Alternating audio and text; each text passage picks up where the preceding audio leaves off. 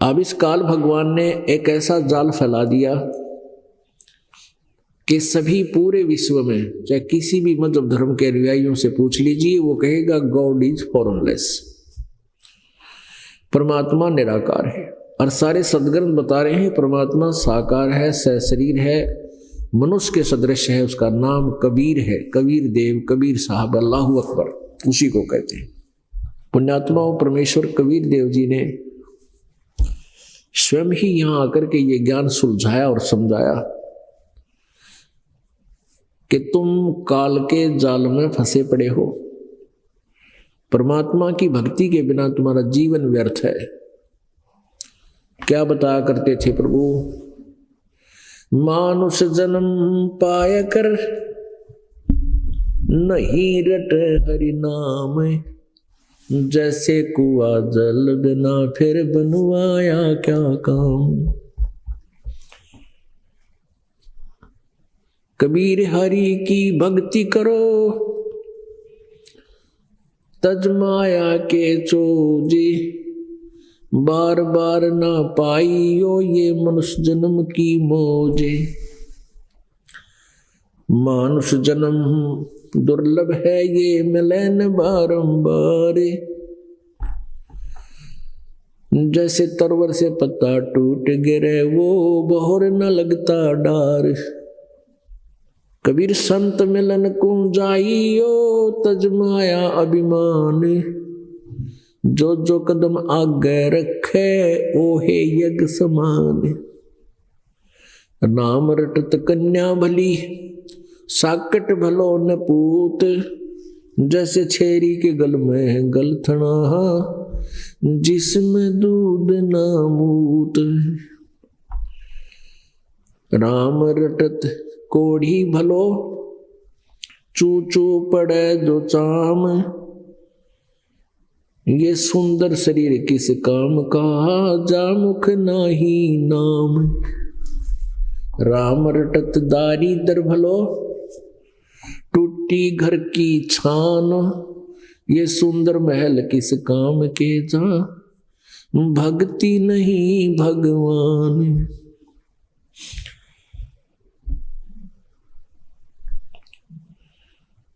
परमपिता परमात्मा कबीर देव जी हम काल जाल में फंसी हुई आत्माओं को समझाना चाहते हैं कि आप जी को धोखे में रखकर यहां डालकर यहां रखा हुआ है। आप जी को बिल्कुल अंधेरे में रखा हुआ है। ये शरीर तुम्हारा है नहीं, और जिस संपत्ति को आप अपना माने बैठे हो ये तुम्हारी कैसे हो सकती है? ये तो यही पृथ्वी है, यही वो एकड़ जमीन किले हैं, इनके ऊपर अरबों खरबों व्यक्ति अपना कब्जा कर कर मर गए, और यही इस वो जमीन पृथ्वी जो की तो यहीं पर है। तो परमात्मा कहते हैं काया तेरी है नहीं, ये माया कहां से हो? चरण कमल में ध्यान रखो, इन दोनों ने खो। फिर क्या बताते हैं? नंगा आया जगत में, नंगा ही तू जाए, बीच में ख्वाबी ख्याल है ये मन माया भरमावे। परमात्मा कहते हैं ये माया करतार की, अपनी कहे गंवारे, दोजक धक्के खावेगा, नाहक बह बेगारे। इस संपत्ति ने तू अपनी मान रहा है, ये तो हमारी है, अपनी मत समझ, और तू अपना यहां इसको अपनी समझे चिपका बैठा है जोक की तरह, ये तेरी महाभूल है। कहते हैं पूंजी साहूकार की और बंजारा संसार, और पूंजी माल गवा के और नाहक बह बेगार। ये पूंजी परमात्मा की है, ये पृथ्वी है या जो कुछ भी तुम यहां कंस्ट्रक्शन कर लेते हो अपनी नहीं है। इसको अपनी मानता है नालायक, या तेरी गलती भूल है। इसका उद्देश्य क्या है कि हमने इस से अपना पेट गुजारा निर्वाह करके जो परमात्मा ने हमारे भाग्य में यहाँ लिखकर भेज रखी है, ये पृथ्वी इतनी तू रख, ये एक तेरा अस्थाई जुगाड़मेंट है, एक अस्थाई जुगाड़ है। अपना पेट भरने का धंधा कर और मालिक की भक्ति करके पीछा छुटवा ले। वो समझ में हमारा आती को ना, क्योंकि कबीर साहब क्या कहते हैं, कबीर ये माया अटपटी सब घट आने अड़ी, किस किस न समझाऊं ये कुए भांग पड़ी।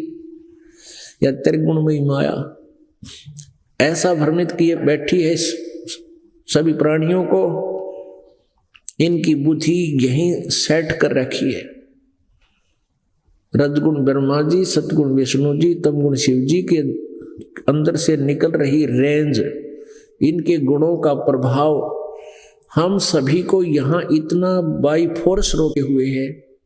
जैसे कोई शराबी शराब पी ले या भांगी भांग पी ले, उसके बस की बात नहीं, वो कहाँ पैर रख रहा है, कहाँ उसका ध्यान है, कहाँ गिरा पड़ा है, कैसे चल रहा है, क्या क्या बोल रहा है लड़खड़ा के हकला के। तो कहने का भाव कि इसी प्रकार इन तीनों गुणों के प्रभाव से इस त्रिगुणमयी माया के कारण हम विवश हो गए। हमारी बुद्धि संतान और संपत्ति पर बाई फोर्स ने जकड़ दी। इसी को कहते हैं जैसे ब्रह्मा जी के गुण रजोगुण से हम प्रभावित होकर संतान उत्पत्ति करते, सभी प्राणी जीव के बस का नहीं। और फिर भगवान विष्णु जी के सतोगुण के प्रभाव से हमें एक दूसरे में जकड़े हुए हैं, एक दूसरे में ममता है, मोह है। ये जीव के बस का नहीं कि इससे बेसिक बात बना ले कि इश्ते हट जा। जैसे द्रोणाचार्य जी आचार्य थे, गुरु थे, और वो शिक्षा दिया करते थे कि मोह माया ममता नहीं करनी चाहिए, मोह माया सबकी बहुत भयंकर है, ये जीव की दुश्मन है, मोह नहीं होना चाहिए किसी पुत्र में, पुत्री में, संपत्ति में। और महाभारत के युद्ध में जब यूं कहा, युधिष्ठिर ने ये झूठ बोल दिया था कि अश्वत्थामा हिते, अश्वत्थामा द्रोणाचार्य जी के पुत्र थे। जब उसने ये शब्द सुने कि युधिष्ठिर अगर कह देगा मेरा बेटा मर गया, मैं मान लूंगा, क्योंकि अगले दिन द्रोणाचार्य ने युद्ध करना था और द्रोणाचार्य एक नंबर के बहुत बड़े धनुषधारी थे। श्री कृष्ण को पता था कि द्रोणाचार्य पांडवों की तकरीबन सेना ने खत्म कर देगा, इसलिए श्री कृष्ण ने यह चाल चली थी, यानी श्री कृष्ण में काल था, वो काल चाल चल रहा था कि युधिष्ठिर जाकर झूठ बोल दे तू कि अश्वत्थामा मर गया। लेकिन युधिष्ठिर नहीं माना कि मैं झूठ नहीं बोलना चाहता। तो फिर कहा झूठ नहीं बोलना चाहता तो कल तुम्हारी पराजय हो जाएगी, घर से बेघर हो जाओगे, तुम्हारी दुर्गति हो जाएगी। फिर उन्होंने स्कीम बनाई कि ऐसे एक अश्वत्थामा नाम का हाथी है कुंजर, और उसको मार देते हम तीर से।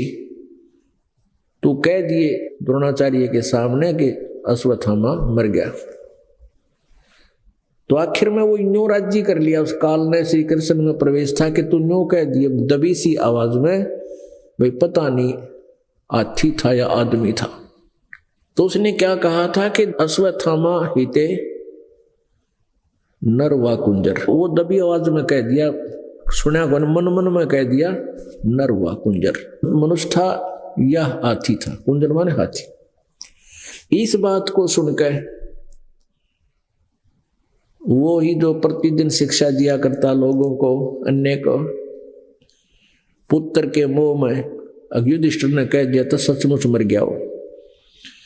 कति टक्कर मारे नु डांगर की डाल रोए डडावे डड्डावे कति, और हताश हो गया। अगले दिन उठा नहीं गया उस पर, सारे दिन हल नहीं सका, वो गिर गया कति बेहोश की तरह होकर के। और बात बड़ा था, दुनिया ने समझाया करता। ये तो कबीर परमेश्वर की कृपा हो, उसकी दया से ही जीव के अंदर यह भक्ति शक्ति आकर के इस ममता से, इस तीनों गुणों से कुछ उल्टा हटे। ये निष्क्रिय होंगे एंटीबायोटिक की साधना सिमरण भक्ति से, जो परमात्मा बता रहे इन मंत्रों के जाप से फर्क बहुत पड़ेगा।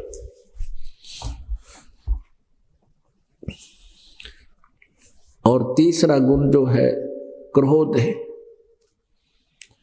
ये क्रोध पहले तो घर में लड़ाई रखे, जरा सी बात पे पति पत्नी ने धमका दे, पत्नी पति के पीछे पड़ दे, पता नहीं के शब्द सुना दे। ऐसे कभी पुत्र पिता को धमका रहा है, कभी पिता पुत्र के साथ झगड़ रहा है छोटी छोटी बातों पे। एक तो ये कह रही तमोगुण के कारण, और फिर संहार तो ये करता ही है तमोगुण। ये शिव जी कहने का भाव ये है कि यहां जीव को बाई फोर्स और जैसे कोई विलियन खलनायक घेरे रखा करता है, ऐसे हम आप जी को यहां रोका हुआ इस काल में। परमेश्वर कबीर जी ने आकर के हमें ये ज्ञान बताया। तो क्या बताते हैं परमात्मा? भाई साथी हमारे चले गए, हम भी चालन हार, कोई कागज में बाकी रह रही, ताते लगी है वार। कबीर परमेश्वर जी आप जी और हमें ये समझाना चाहते हैं कि भाई यहां आप उतने समय तक ही हो जब तक तुम्हारा प्रारब्ध लिखा हुआ है, और जो पहले हमारे साथ थे वो चले गए, उनका वो समय आ गया, उतना प्रारब्ध खत्म हो गया। और आप जी ये सोच रहे हो कि हमारी अभी जाना नहीं होगा, हमारी मृत्यु नहीं होगी, ये तो इसलिए देरी लग रही है कि तेरी वो कागज में सांस अभी शेष रहते हैं, एक दिन वो पूरे होंगे, और इसलिए देर हो रही है तुझे, तू भी जाएगा। तो पुण्यात्माओं, जब तक इस प्राणी को अपनी मौत दिखाई नहीं देगी, तब तक ये ना भक्ति कर सकता, ना ये बकवाद छोड़ सकता।